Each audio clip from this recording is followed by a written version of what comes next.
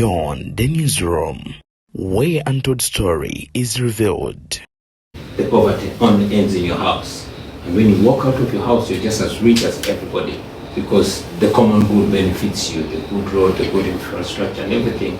Unlike back home, regardless of how rich you are, your wealth ends only in your house. Once you get out, you are just as poor as anybody else.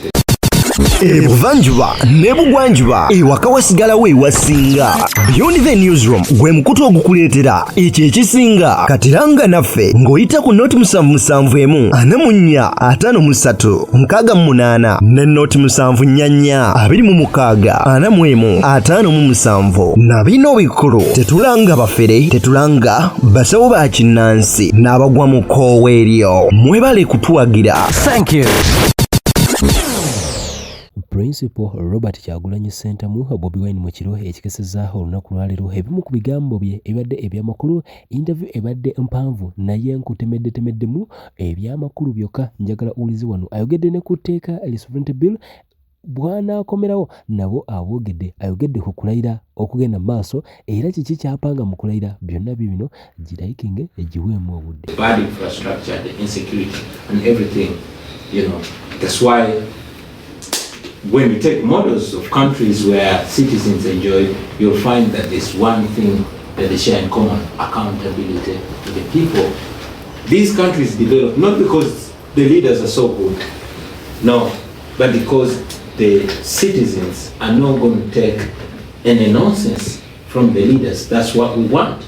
That's what used to bring us together as citizens of the world, as international members of the international community. The values that we all hold dear: democracy, the rule of law, respect for human rights. That is what should bring us all together. So the mention of, oh, let us leave them do their things their way and we'll do it their way, it's just an excuse to to condone corruption.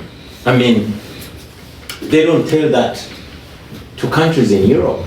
And I always speak it, in a very complaining way, that corruption, misrule, and abuse of rights is condoned in Africa and it's not condoned in Europe. For example, if what Museveni is doing in Uganda was being done by a leader in Europe, then that leader will not be in power for the next 6 months. But Museveni does it, and he can get away with it. And I think it's unfair to gauge the standard of human rights, the standard of democracy for other countries, particularly in Africa, at a lower level and look at it as acceptable. I think it's wrong, and for lack of a better word, that is racism. So for me, I believe that the standard of good governance should be the same, whether in America or in Uganda. You cannot say, oh, well, they're doing that's their version of democracy. There's no version of democracy where citizens are subjugated. There's no style or version of democracy where the people's voice does not reign supreme. In Uganda, we have elections when the internet is switched off. That is not any kind of democracy. In Uganda, we have a standard of human rights where the chief of defense forces will abduct people and torture them live on Twitter, and nothing will happen. I mean, just 2 months ago, 2 or 3 months ago, the chief of defense forces, who is the son of the president in Uganda, killed 23 of my friends and went on internet and said, I've killed 23 of NUP hooligans, and I hope Bobi is the 24th that I've killed. Now, for any country to say, oh, that's their version, let's just collaborate as countries, I think that is wrong. You cannot deal with tyrants as if you're dealing with legitimate leaders. So for me, I think that the standard of democracy should be the same, and we cannot start gauging them differently. I don't know if I answer your question. Yeah, that's a great answer, and I think just to highlight how bad things have gotten in Uganda. Sometimes like these cases of abduction and stuff, when you look into them, it's not even like some kind of like politically coordinated thing. They're trying to, get some guy for doing something, disruptive. Sometimes it's just plain extortion. Thank you very much. I'm against authoritarianism, even if it was Jesus who brought authoritarianism. I would be against it. I love Traore, or rather I loved Traore.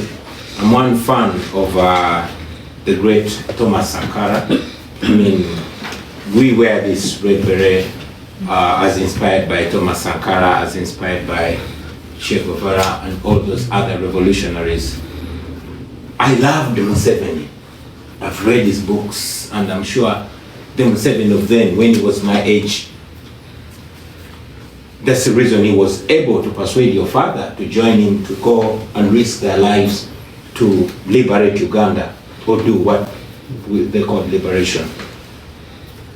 However, I disagree with any leader that claims to be representing people without getting the mandate of the people.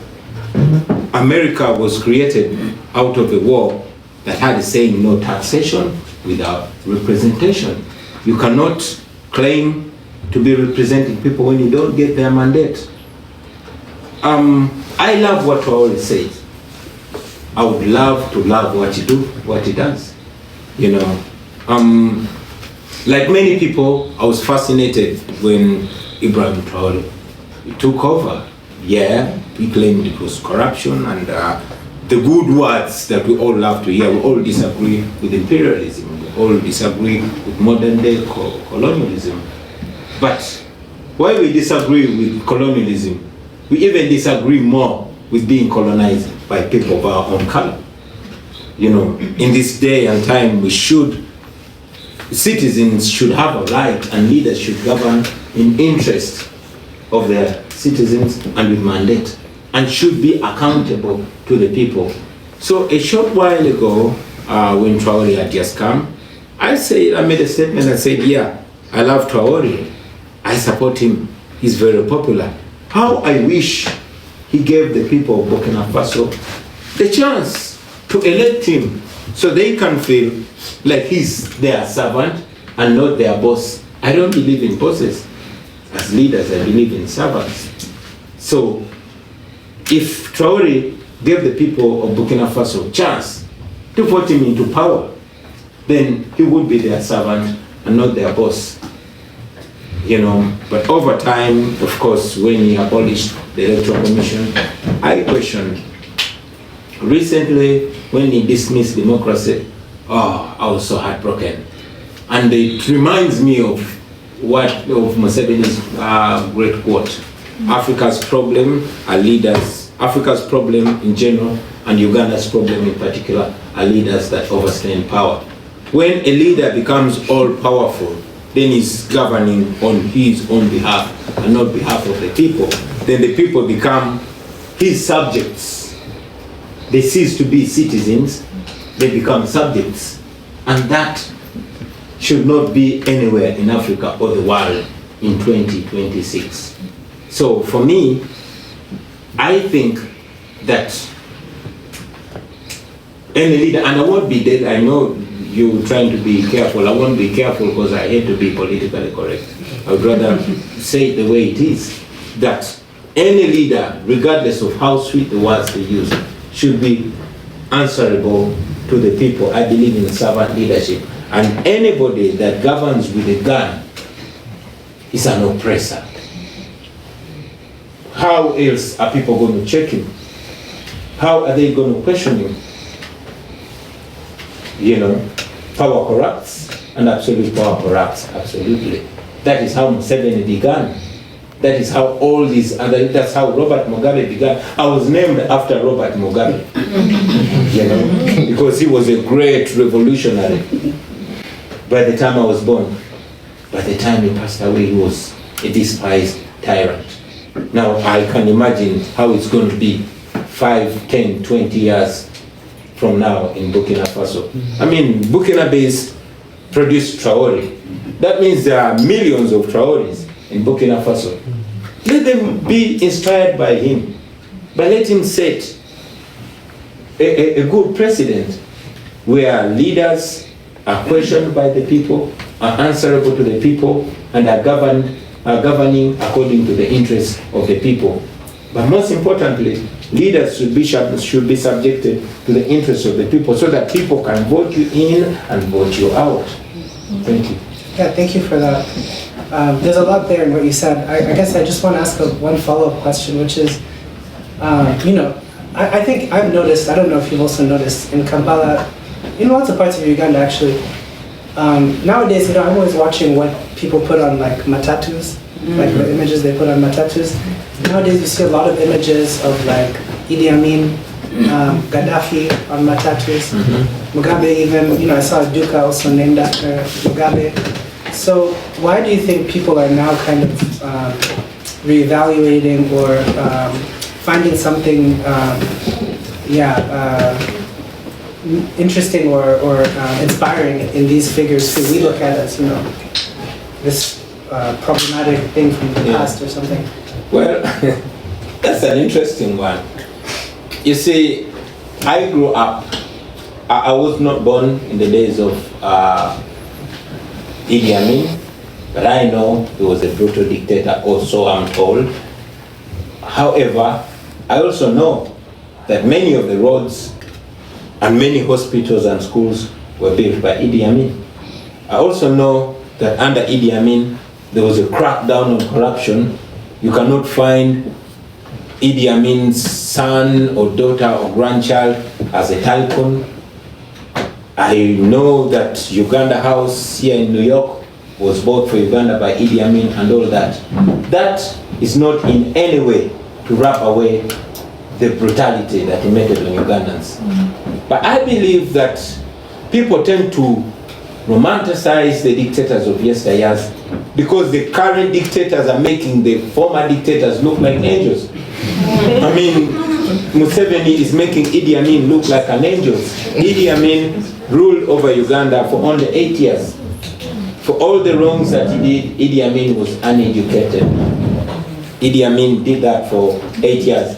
Museveni has killed Ugandans for 40 years and counting. There are, in my view, and I could be wrong, there are productive dictators and there are failed dictators.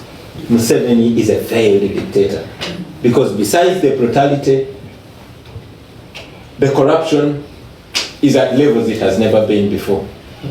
It has only been destruction.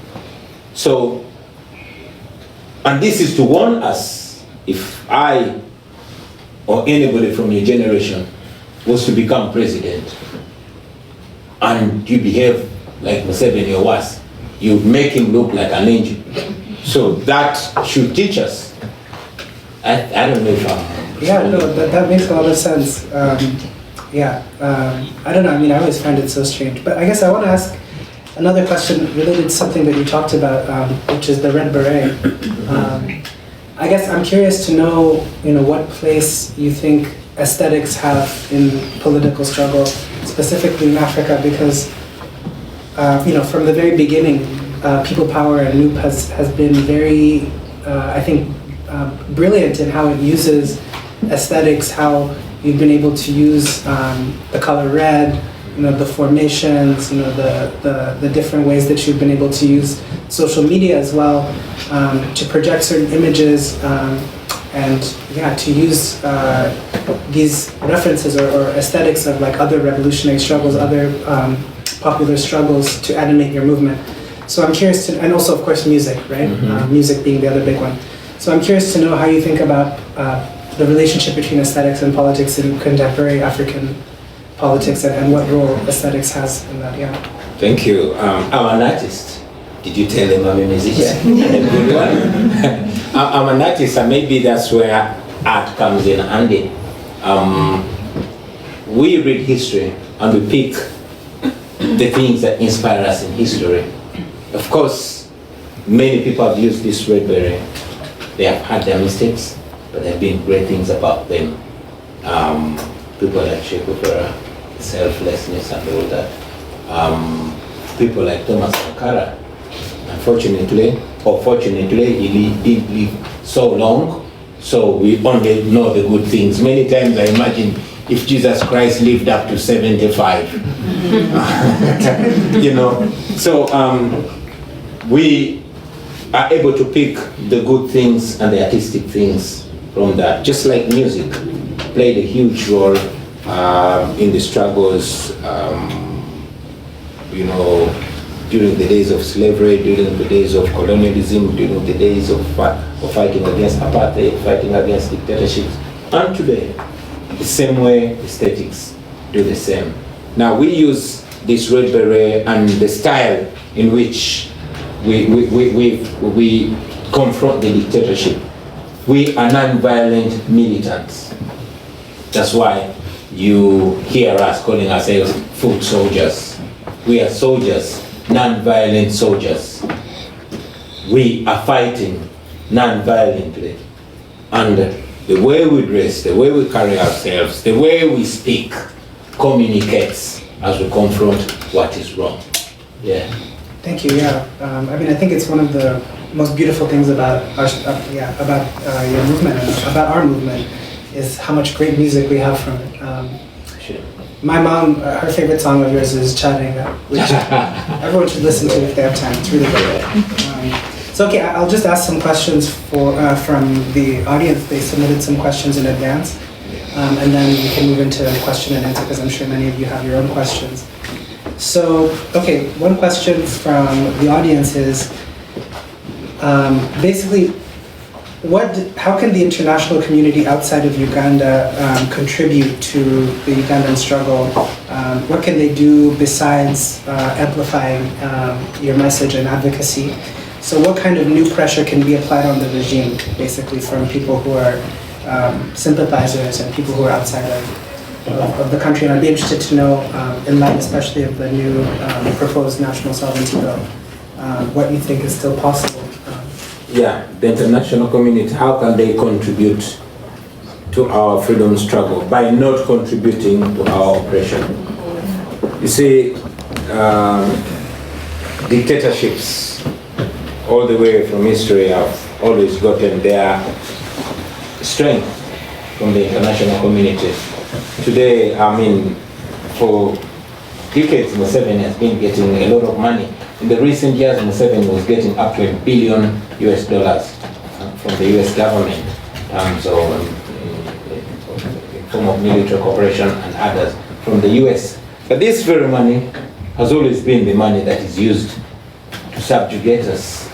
2018, I had my drive, I was supposed to be a dead man. They shot at my car and killed my driver. They used an American gun, you know. So what we, and indeed this in many ways has always been turned around on us. For example, when I ran away from death from back home, I did not go to Kenya or Tanzania, Sudan or any country nearby because a dictator in Uganda has his long hand stretched into all these countries. I ended up in America. Unfortunately, the regime propagandists always pulled out their Pan-African card and say, oh, how can you run to the land of the colonialists? How can you go run to the land of imperialists? You're an agent of the imperialists. And yet, in reality, they are the agents of the West. So what we ask of the international community is to stand by the values that they profess, is to not be the support system for the oppression, is to hold the regime in Uganda and other oppressive regimes in Africa and the world to the same standards of other democracies. To know that if what the dictatorship in Uganda is unacceptable according to their values, then they should not be funding it. They have laws that they, like the Global Magnitsky, that they can evoke, that they've evoked elsewhere. When Taylor did what Museveni did, he was sanctioned. When Mugabe did what Museveni is doing, he was sanctioned. And all other countries. Why then are they not sanctioning Museveni? They should not put diplomacy above democracy. They should not put business above values, you know. We can relate in terms of trade and all this. If they want our minerals, if they want our wealth, it can be on a moral ground and not in exchange of keeping a dictatorship in power. That has always been our ask. That is our ask to today. I mean, Dr. Besigye is in prison. He shouldn't be in prison. You know, there should be questions like that. We have thousands of political prisoners in prison without a crime. Many people are missing. Today, as we speak, the wife of my personal political assistant was abducted and kept in Muhozi. Muhozi, for the information, is a son of General Museveni, who is the president of Uganda and is the chief of defense forces. He will pick anybody's wife from their home and keep him under his basement for as long as he wants. He kept the wife of my personal assistant for 37 days. There's a young lady who's a TikToker called Blue Tick. Up to now, she was picked up and she's being kept in his basement. He does all this and gets away with it. And the following day, or days later, he's standing in an official picture with either an ambassador from a renowned democracy or a diplomat. I think that's wrong. I think America and the developed world should not be partners in crime with dictators like Museveni. That is our ask. That is what they can do. We are not asking them to come and save us. We're asking them to stop sponsoring our operation and to stop being part of our pain. Or else we see them as partners in crime. Now to the American citizens and citizens of the world, all we ask of them is to keep their eyes, to give us some attention. We appreciate the attention that they give to the world, the attention that they give to Ukraine. I personally went to Ukraine, to see what's happening there. The same attention they give to Ukraine, they should give to Congo. They should give to Uganda. They should give to Sudan. More people are killed in Congo than in Ukraine and Gaza combined. So they should give us attention. They should. I saw people here, our brothers and sisters, the black people in America, with the campaign Black Lives Matter. I wish they would also say African Lives Matter, because I think we matter too. Yeah. So give us your attention. And indeed, that's what brings us here, to seek your attention, to be able to highlight our plight. And if you permit me, I'll also use this opportunity to challenge you, the young people. I mean, Columbia University is an amazing university. For me, from what I've read, I know all these great leaders in Africa and the world have come here. The Kwame Nkrumahs, the Obotes, the Nyereres and others. They've been here. You are the Nyereres of today. You are the Nkrumahs of today. You are our hope. So rise to the occasion. There's a reason why God, if you believe in him or her, there's a reason why God picked you up to bring you here. If you don't utilize that for the benefit of the millions of us that are home, you will be a loss. Thank you. Thank you.